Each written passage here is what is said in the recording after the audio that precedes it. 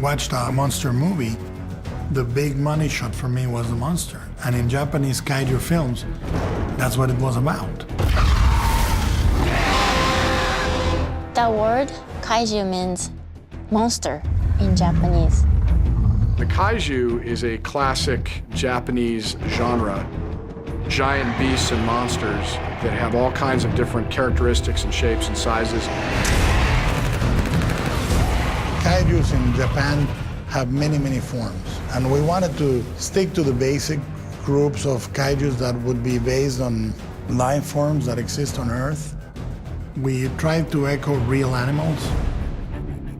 So we tried to echo a gorilla, we tried to echo a shark. If you can imagine a crocodile and a lizard, okay? Well, the lizard is the dinosaur, and the crocodile is the kaiju. Huge, grotesque, much more fierce. They're just as good in water as they are on land, so they'll dive under the water and come up and break the ship in half. It's pretty brutal. The moment you saw them on the screen the first time, you knew that they were deadly. They were capable of destroying the Jaeger. One of the rules I gave to the kaiju designers is I wanted to think how a man in a suit would fit in there.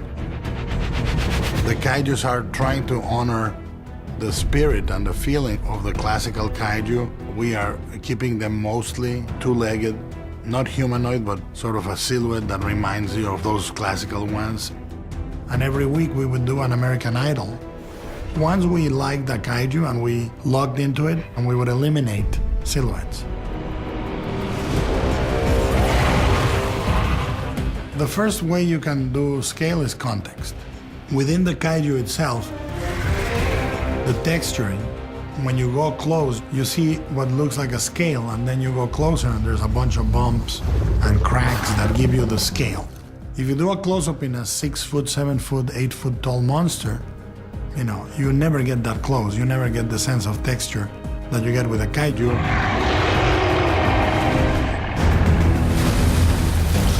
I think you're certainly going to look at Guillermo's kaiju and say they're pretty damn cool.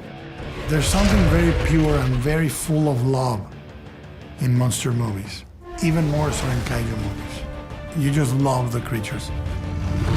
This movie speaks to the kid in me in a way that no other movie I've ever made does.